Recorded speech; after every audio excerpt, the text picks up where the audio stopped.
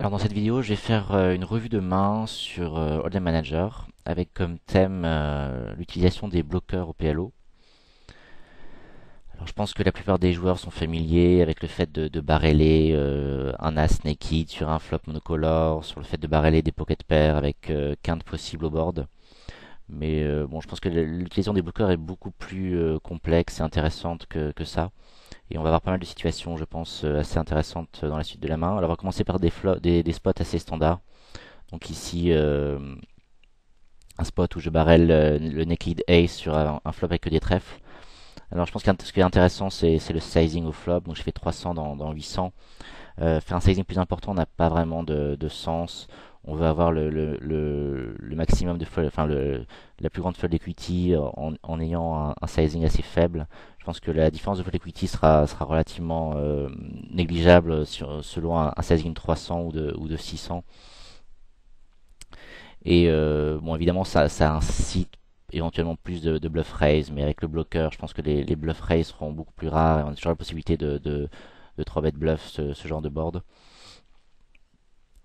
Alors j'ai un seul caller ici, donc qui n'était pas full stack au départ de la main. Et donc c'est la raison pour laquelle je fais encore un sizing assez faible au turn, donc de 800 dans 1300. Contre des autres joueurs full stack, j'aurais fait un sizing plus important avec l'intention certainement de barreler river. Donc contre Delegator, c'est évident que j'aurai tout le temps 3 barrelés vu il a que 22% de showdown ici. Contre l'autre joueur, bon c'est certainement plus close le fait de 3 barrelés ou simplement de 2 barrelés et de give up river. Mais bon, je pense que assez régulièrement je vais 3 barrelés dans ce spot avec le naked ace. Alors l'adversaire ici est assez calling station. Mais je pense que le 2 barrel est automatique quand même pour faire folder des mains type 2 paires avec lesquelles il a fait un loose call au flop. Et le fait d'avoir CBT dans 3 joueurs, je pense que ça donne quand même plus de force à notre main. Donc il call le turn. Alors la river est pas tout à fait un blanc dans le sens où ça apporte des quintes possibles au board. Alors c'est vrai qu'un bon joueur comprendra que ça change strictement rien à nos ranges de barrel river dans ce spot. Mais bon, a priori c'est un joueur médiocre en face. Et même s'il est calling station, je pense que il foldera assez souvent des brelans avec lesquels il a collé de barrel, sachant que intrinsèquement des brelans sur ce board viennent vraiment des mains très faibles.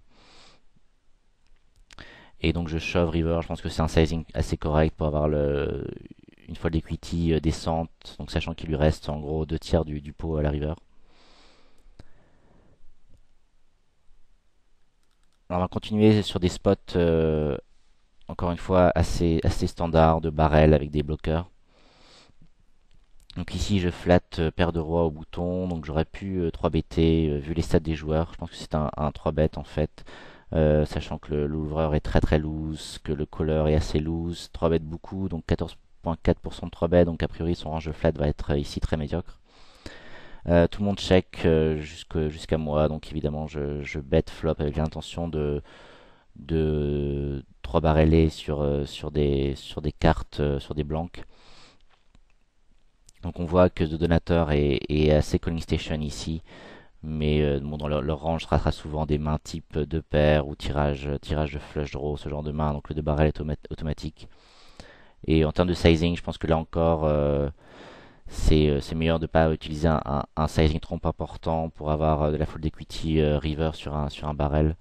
Donc là encore, essentiellement pour faire fold des mains type 2 paires plus tirage couleur. Donc ça peut être 9-10 plus tirage couleur, ce genre de mains. Donc des combos draw qui folderont systématiquement sur un barrel river.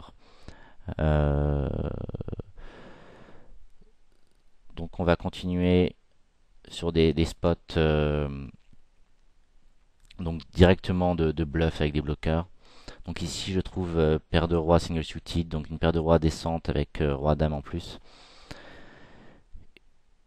Je 3 bet au small blind, ce qui est assez standard dans ce spot. Et je sais bet le flop, donc avec gutshot, paire de roi et roi de pique. Alors le fait d'avoir le roi de pique, ça rend le c bet vraiment automatique avec l'intention de représenter le jeu max plus tard dans la main, sachant qu'on est assez deep, donc j'aurai la possibilité de 3 barreler dans ce spot. Si, je pense qu'avec le gutshot, même sans le roi de pique, ça aurait été toujours un c-bet.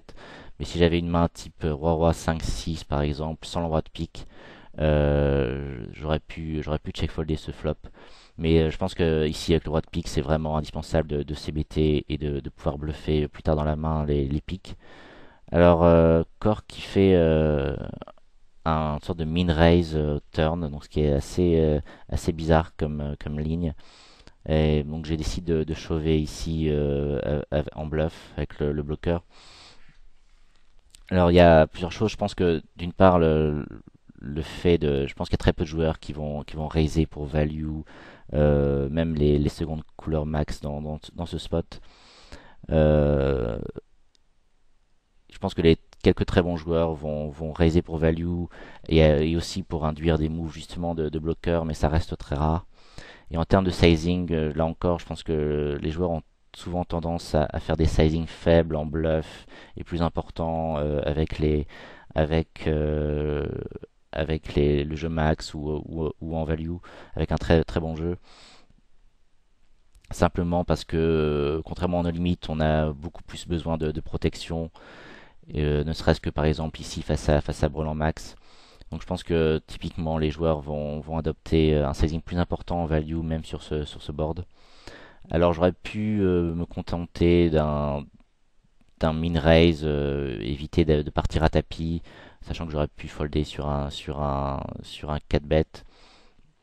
Mais bon, je pense que on n'est pas forcément à l'abri de moves super spewy, d'un 4 bet bluff dans ce spot, avec des mains type dame de pique et enfin, un as et dame de pique par exemple, ce type de main. Donc je pense que c'est préférable vu les stack size ici de chauver directement.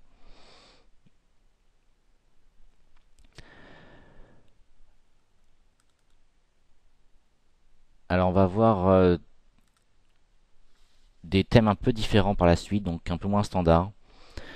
Donc je pense que un aspect que les joueurs utilisent pas forcément très bien avec les bloqueurs, c'est le fait de trop bluffer justement, typiquement avec les pocket pairs, et donc d'être un peu spewy.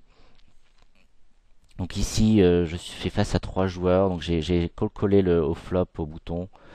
Euh, Ça peut, donc je pense que c'est assez close comme ligne pré-flop, comme call pré-flop. Mais bon, a priori, ici on a un joueur quand même qui est très très très très aggro, assez lag, avec 15% de 3 bêtes. Donc je pense que le call au bouton est pas forcément mauvais ici dans ce spot. Contre un joueur plus tight, je pense que ça reste un fold et on peut coller avec des mains un peu plus connectées, type valet 10, 7, double suited. Donc je check flop. Là encore, on aurait pu bêter avec l'intention de représenter les quintes sur les streets suivantes. Mais bon, avec trois joueurs derrière, je pense qu'on pourra être assez régulièrement check raisé dans ce spot. Et si j'avais eu l'as de pique en plus, ça aurait été vraiment un bet flop beaucoup plus automatique, avec l'intention de représenter le jeu max sur les piques, sur les cartes suivantes. Et donc on voit bébé KLF qui bet au cutoff ici dans ce spot. Et alors, bon, ça peut paraître évident à beaucoup de monde, mais chauver dans ce spot ou raise bluff avec l'intention de fold sur un 3 bet est absolument, absolument horrible. Même flotter n'a vraiment pas de sens. Je pense que c'est un spot où c'est vraiment un fold automatique. Il ne faut pas oublier que bon, les pocket pairs, c'est des bloqueurs intéressants dans le sens où ça diminue fortement la proba d'avoir le jeu max en face. Mais face à trois joueurs, bon, le jeu max n'est pas non plus du tout exclu. Et sur un raise, c'est un spot où l'adversaire a énormément de combos draw très très très très forts, type brelan, plus tirage couleur, double tirage couleur, etc. etc. Et c'est un spot où même s'il n'a pas la quinte assez souvent, on sera régulièrement 3 bêtes, on fera face régulièrement à 3 bêtes shove face auquel on devra folder. Donc vraiment c'est un spot où je pense que c'est assez horrible de vouloir bluffer ici. Et ça serait typiquement un spot beaucoup trop spewy.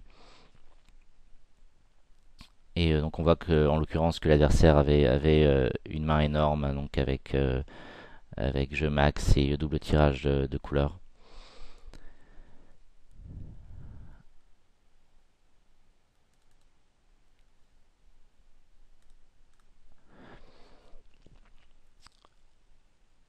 Alors une main assez intéressante. Donc là ici l'idée c'est d'utiliser les bloqueurs pour euh, pour faire de la fine value en fait. Donc au flop je flatte avec mon double gutter. Je pense que c'est complètement standard ici, double gutter vers le jeu max sur un board rainbow. Donc avec en plus un tirage backdoor, etc. Et non, pardon. Je check. En fait, non. Je pensais que Mister Johnny avait CBT, mais il a checké. Donc je check bien au bouton. Là encore, je pense que c'est le check bien est assez standard et faire face à un check raise serait assez horrible dans ce spot. Je préfère prendre la carte gratuite avec ma double gutter vers le jeu max. Et donc Johnny 89 qui check à nouveau au turn, donc où je trouve bottom 2 avec bloqueur vers les deux quintes possibles. Donc le jeu max c'est 7-8, la deuxième le deuxième meilleur jeu max. Donc je bet turn pour value avec bottom 2 dans ce spot et je décide de 3 better encore une fois pour value. Donc ça peut paraître être en bluff, mais je pense que un joueur standard n'utilisera jamais la ligne de check raise avec des mains type brelan ou deux paires, sachant qu'il aura rarement la quinte ici à cause des bloqueurs.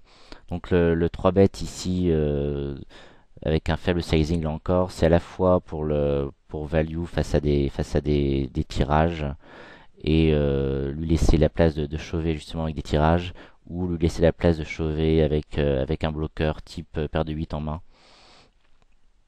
Donc je pense que c'est quelque chose d'assez courant aussi avec le bloqueur, c'est une utilisation qui permet d'avoir pas mal de spots de fine value qui serait complètement impossible sans les bloqueurs. Ici, sans la paire de 10, avec simplement bottom 2, ça serait un bet fold au turn. Je pense qu'il n'y a pas d'autre moyen de jouer. Alors que ici, on peut se permettre de 3 bêtes avec l'intention d'induire un shove like de l'adversaire ou un shove complètement dead avec paire de 8 par exemple. Alors maintenant, on va attaquer un autre sujet qui concerne donc les floatings avec les bloqueurs. Là encore, je pense que l'utilisation de floating plutôt que de bluff raise est vraiment très importante avec les bloqueurs.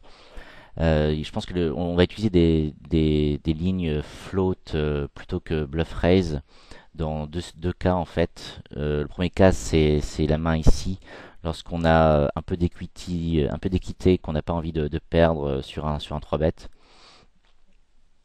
Et l'autre cas c'est où on va être assez souvent 3 bet pour value au flop, même si c'est pas forcément avec le jeu max, ça peut être avec des combos draw qui auront une grosse équité contre le jeu max.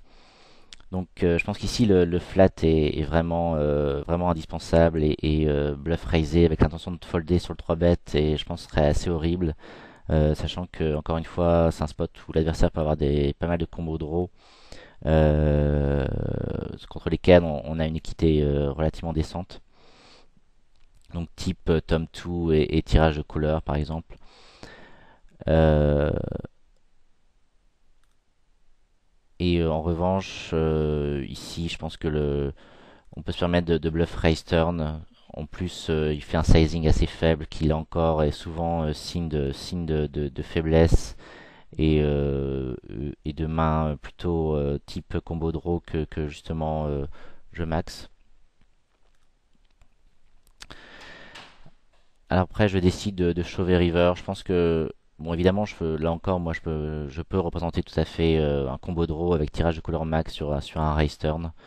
Mais je pense que le sizing, je pense qu'il n'y a pas besoin de faire un pot size bet ici et que très très souvent l'adversaire aura au mieux brelan dans ce spot Et parfois il aura tirage de couleur en plus hauteur. Donc en fait, je pense que le pot size bet n'a pas vraiment de sens, sachant qu'on fera très rarement folder des couleurs à cœur non max. Donc je pense qu'un pot size bet autour de 2 tiers du pot était largement suffisant pour faire folder le range qu'on souhaitait essentiellement folder, c'est-à-dire des mains type top 2 et brelan en flop. Donc on va continuer sur le thème du floating.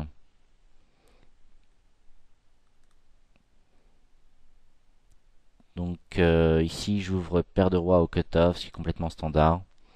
Et je suis flatté dans deux spots. Et Patonius qui donc bête le flop quasiment à hauteur du pot.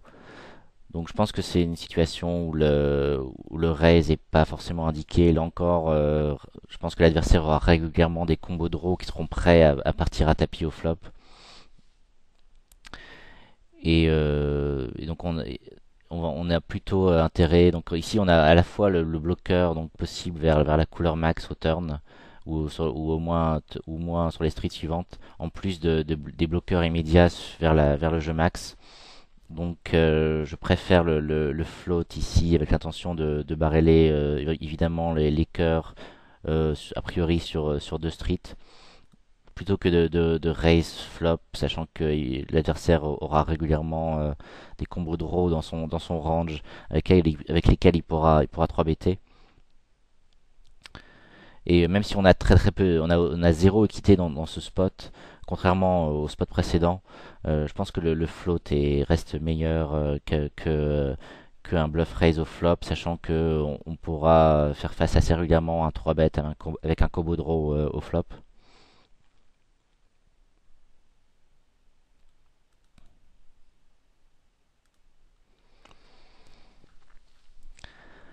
Donc une nouvelle main sur le floating, donc où j'ouvre de manière standard paire de dames au bouton. Je suis call collé par Tipsy, donc qui est relativement short ici. Alors je décide de checker behind au flop. Je pense que c'est assez close. C'est vrai que c'est un joueur, on voit qu'il fold 57% des ses bets, donc je pense que BT pour value protection, enfin surtout protection, et pas forcément une mauvaise chose ici. Mais bon, le fait qu'il soit short m'a plutôt incité à checker derrière. J'aurais bet fold évidemment plus deep. Et donc on se retrouve, donc il bet turn où je trouve flush droit à la dame. Mais ici, je pense que le fait d'avoir des bloqueurs possibles sur les straight à la river rend le flat vraiment intéressant. Je pense qu'on aurait pu folder turn avec des mains type paire de 10 et flush draw. Mais le fait d'avoir paire de dames et donc d'offrir pas mal de bloqueurs sur pas mal de cartes river, donc type valet, roi, 8, rend le flat turn et donc le float au turn beaucoup plus intéressant. Et ici, on a la carte vraiment idéale pour bluffer river. Alors là encore, je fais un pot size bet river. Je pense que vraiment le sizing river est très très important au PLO. Et je pense que c'est un spot où là encore le pot size bet était pas forcément idéal. Je pense que essentiellement on veut faire folder brelan et deux paires et un 8 va pas systématiquement folder même sur une quinte type 7 8 9 10 valet va pas systématiquement folder sur un pot size bet même si même si c'est pas même si c'est tout à fait envisageable sachant qu'il voit pas énormément de showdown. Donc là j'ai vraiment fait un pot size bet avec l'idée de faire folder même des quintes type 7 8 9 10 valet. Et si je pensais que c'était vraiment le type de main qui n'allait jamais fold river, j'aurais pu faire un sizing plus faible.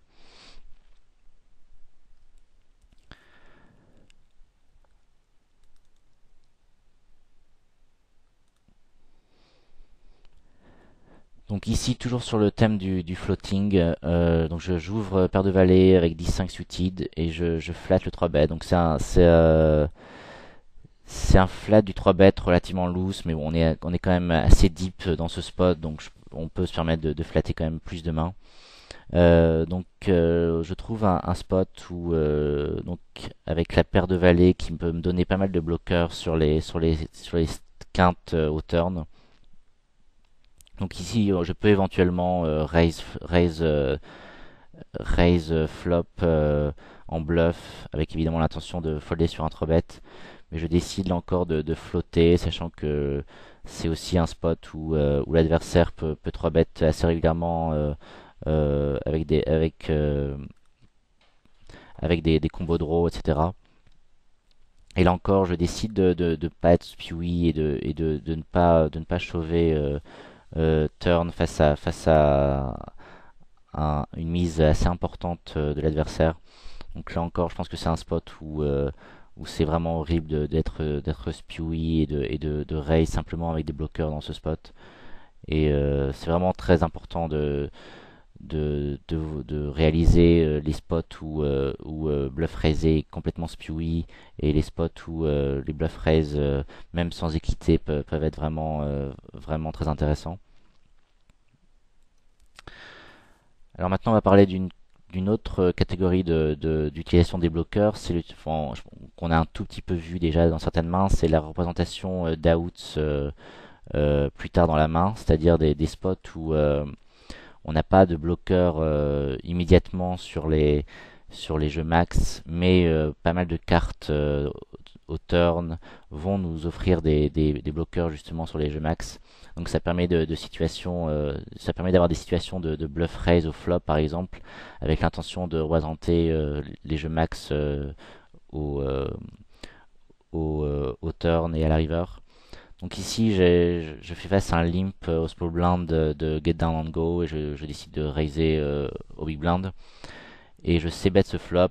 Alors là, c'est bon, je pense que le c-bet est malgré tout est standard, mais la paire de 10 typiquement nous permet de représenter pas mal de jeux max au turn. Donc donc on peut voir que le 7, le 9, la dame et l'as avec la paire de 10, ça va nous donner des bloqueurs vers les quintes et pas mal de quintes max.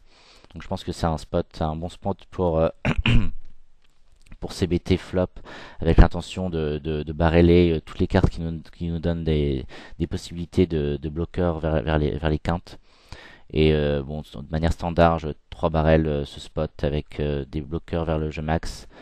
Et donc il se trouve qu'il a check call down avec top 2 et tirage couleur max au turn. Donc je pense que de son point de vue, sa main est relativement standard, à part éventuellement le limp pré-flop évidemment. Mais malgré tout, je pense que le troisième barrel était vraiment automatique ici pour faire folder toutes les mains type de paire inférieure.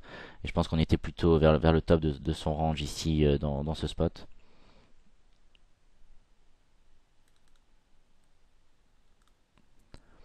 Donc une autre main de représentation d'outs. Donc où je flatte donc une main, je pense qui est tout à fait décente pour flatter au big blind face à l'ouverture du small blind.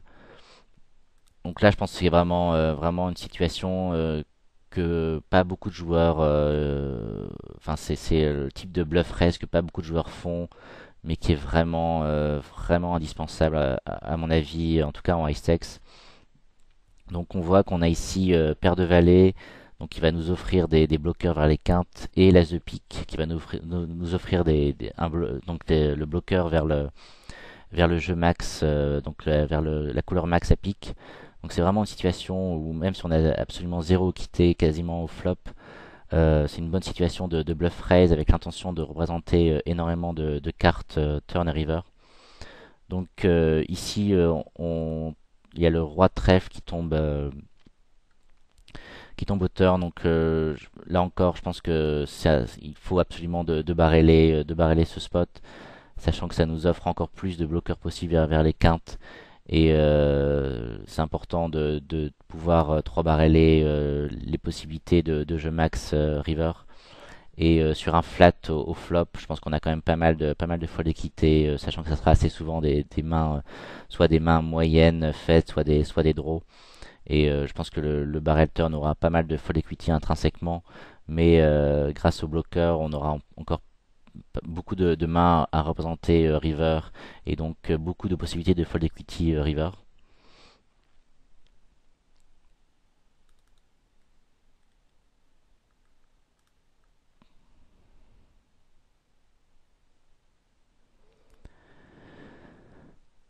Donc ici, j'ouvre paire de rois, single suitier, et encore une fois, je trouve une bonne situation de bloqueur possible. Donc avec les bloqueurs vers la quinte max directement au flop, et le roi de pique qui m'offre un bloqueur vers la possibilité de couleur max sur les cartes suivantes. Donc là encore, c'est un c-bet automatique. Sans le roi de pique, on aurait pu checker flop avec l'intention essentiellement d'abandonner. Je pense que 3 barrelés, simplement parce que on a la possibilité d'avoir des bloqueurs vers les quintes max au turn serait un peu suivi. Mais ici, avec le roi de pique en plus, je pense que c'est vraiment automatique de CBT, de représenter énormément de jeux max au turn et à river. Donc je deux barrel, la dame de carreau, où là cette fois j'ai des bloqueurs vers la quinte max avec la paire de roi. Et évidemment je 3 barrel. Je pense que cette fois-ci le sizing, le pot bet sizing est vraiment pas mal. Le board est assez drawy. Et on a quand même, je pense qu'on a quand même de la fold d'équité même face à top 2 dans ce spot, sachant qu'il fold, qu'il voit simplement 22% des showdowns. Alors, c'est un spot, encore une fois, où l'adversaire aura très souvent des combos draw type deux paires plus tirage de couleurs. Par exemple, ça peut être Dame Valet avec les piques, etc., etc. Donc c'est vraiment le type de main qu'on a envie de faire folder. Je pense que ici le pot size bet river était plutôt une bonne chose. Alors il se trouve qu'il a vraiment hero collé avec top 2 ici, ce qui n'était pas forcément attendu vu ses stats de showdown. Mais bon, je pense que la main reste correcte et que là encore, on est plutôt au top de son range ici.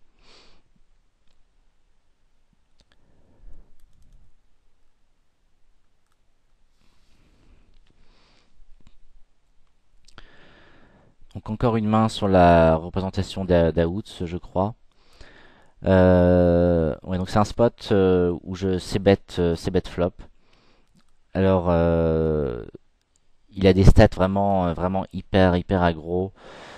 Sur le au flop. Donc on voit qu'il a 26% de check raise et 36% de raise en position. Donc a priori un joueur très aggro, très aggro au flop. Donc sans l'as de trèfle, je pense qu'on aurait pu checker flop avec l'intention de bluff catch plus tard dans la main. Sachant qu'on n'a pas envie de bet folder face à ce joueur, ce flop. Évidemment, il est hors de question de partir, de stacker avec paire d'as sur ce flop. Mais avec l'as de trèfle en main, là encore, je pense on a vraiment la possibilité d'avoir un bloqueur vers la couleur max au turn est vraiment trop important pour ne pas CBT au flop. Bon, après, c'est vrai qu'il a un côté quand même très calling station sur les mains en question. Donc c'est pas forcément non plus le candidat idéal pour ce type de représentation de couleur max, sachant que je pense pas qu'il faut très souvent des couleurs, même sur un gros troisième barrel. Mais disons contre un joueur aussi aggro au flop, mais peut-être un peu moins calling station, je pense que un bon spot pour à la fois CBT et représenter la couleur max sur les strips suivantes. Alors que sans l'as de trèfle, on aurait pu checker derrière avec l'intention de bluff catch pas mal de turn et river face à un joueur très aggro. Alors on va voir, donc on a déjà vu pas mal de mains, je pense pas mal de situations intéressantes. On va voir une dernière main où là l'utilisation des bloqueurs est fait un peu différemment. Et c'est simplement donc on va voir que les bloqueurs c'est simplement un bloqueur sur trois possibles. Mais c'est l'utilisation des bloqueurs pour mixer son jeu. C'est-à-dire on va utiliser les bloqueurs pour rendre moins probable la possibilité de jeu max chez l'adversaire. Et je pense que c'est vraiment l'utilisation de bloqueurs pour mixer son jeu au PLO qui est assez importante.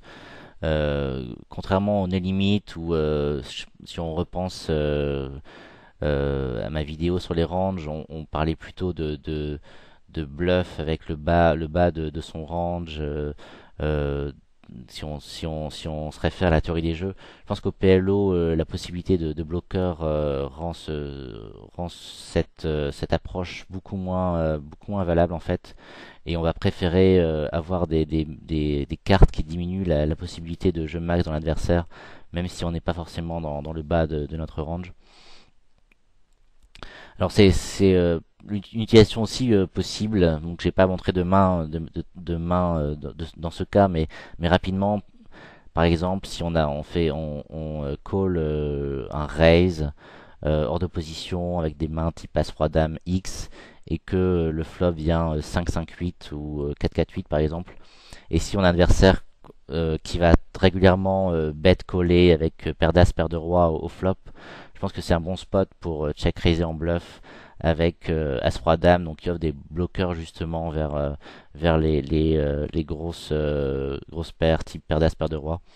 Donc même si c'est vraiment une utilisation minimale des bloqueurs, je pense que c'est une bonne façon de mixer son jeu plutôt que d'utiliser d'autres mains. Le fait d'avoir un petit aspect bloqueur qui rend la possibilité de bet call de l'adversaire moins importante, ça peut être intéressant de check raiser avec ce genre de main. Donc pour revenir à cette main, donc ici j'ai ouvert As Valet 10-4 au small blind. Donc évidemment je suis très serré au small blind, donc on est très deep face à un joueur assez décent en fait. Enfin très deep, on est quand même 250 big blind deep. Malgré tout, je pense que ma main est quand même trop forte pour ne pas ouvrir au small blind. Mais c'est une situation où évidemment je serais très serré sur les ouvertures. Donc je trouve bottom 2 au flop avec tirage de gutshot vers le jeu max. Donc je pense que c'est une situation standard de c-bet et de bet fold au flop. Et il se trouve qu'au turn, donc la dame perd et je décide de check raiser. Alors le check raise, je pense à une partie fold equity immédiate face au float de l'adversaire. Donc ça peut être des floats avec des draws assez moyens euh, et auquel cas l'adversaire va tout le temps bet folder évidemment au turn. Euh, donc je pense qu'il y a un aspect vraiment fold equity immédiate sur le raise turn. Et après, une fois que l'adversaire flatte, donc un adversaire descend qui flatte au turn, évidemment, il a quasiment tout le temps au moins une dame dans son range. Donc pour en venir au thème des bloqueurs, donc ici le fait d'avoir valet 4 dans son range, ça rend la possibilité de full dans le range de l'adversaire enfin moins probable que si on avait une main sans justement valet 4. Et donc c'est le fait de check raiser bluff ici, je pense, est un bon moyen de mixer ses ranges, sachant qu'évidemment la check raise avec dame 4 ou dame valet, enfin il faudra aussi de temps en temps check raiser avec dame valet ou voire dame 4 dans ce spot. Et donc pouvoir mixer ses ranges entre bluff et value. Et si évidemment on n'utilise jamais des check raise pour value dans ce spot, il n'y a aucune raison de check raise et bluff ici. Et donc river, c'est river 3 et je décide de faire un pot size bet. Là encore, je pense que le sizing est relativement important et je pense que ça permet je pense que le sizing est plutôt bon. On aurait pu faire un sizing peut-être un peu plus faible, sachant qu'on veut essentiellement faire folder n'importe quelle dame, y compris As-Dame. Mais bon, évidemment, il est hors de question que je value autre chose qu'un full ici. Donc As-Dame est purement un bluff catcher, évidemment. Je pense que c'est le cas aussi de Breland 4 au flop. Je vais jamais value simplement un full au 4 par les dames ici, avec cette ligne. Et donc je pense que c'est une utilisation assez intéressante des bloqueurs dans le sens mixer ses ranges de value et de bluff. Et donc en bluff, ça permet d'avoir moins de possibilités de jeu max dans le range adversaire. Euh, et un aspect aussi il y avait un aspect, enfin je me souviens très très bien de cette main, et c'est vrai qu'il y avait un aspect dynamique dans le sens où j'avais eu plusieurs gros pots joués en value contre lui, avec justement des pot size bets à la river. Et donc je pense que vraiment c'était une bonne situation pour moi de bluffer dans ce spot. Et donc il se trouve qu'il avait Dame 3, donc il a trouvé un full à la river. Et il a tanké jusqu'à la dernière seconde. Donc évidemment c'était sur un site où le temps de réflexion était vraiment très long. Donc et évidemment il est hors de question que c'est évidemment, enfin ils étaient évidemment entre fold et call. Il est impensable qu'il hésite entre call et raise dans ce spot. Donc je pense que c'était vraiment un bon spot de bluff. Et sans le 3, il aurait évidemment foldé, vu le sizing utilisé et vu la dynamique qu'on avait. Donc bah, je vais m'arrêter là pour cette vidéo sur les bloqueurs. Je pense que, enfin, j'espère que ça va ouvrir un peu les horizons d'utilisation des bloqueurs, que ce soit l'aspect floating, l'aspect représentation d'outs plus tard dans la main, ou comme ici, l'aspect utilisation de bloqueurs même très très de bloqueurs même vraiment minimum pour mixer ces ranges de bluff et de value. Et je pense que c'est vraiment essentiel de maîtriser un peu tous les aspects qu'on a vus dans cette vidéo et dans cette revue de main. Donc bah, j'espère que ça vous aura intéressé, et bah, je vous dis à très bientôt pour d'autres vidéos. Bye bye.